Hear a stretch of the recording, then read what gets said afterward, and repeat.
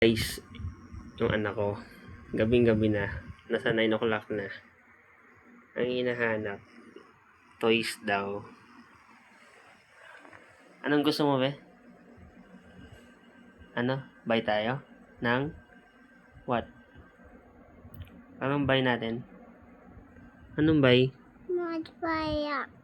Buy ng? Walang paya. Or ate paya. What do you want? Walang paya. What do you want to buy? Parking. What's that? What's that? Toy? Toy. Want a toy? Wawan ang toys. Buy tayo toy? Walang Buy na lang tayo food.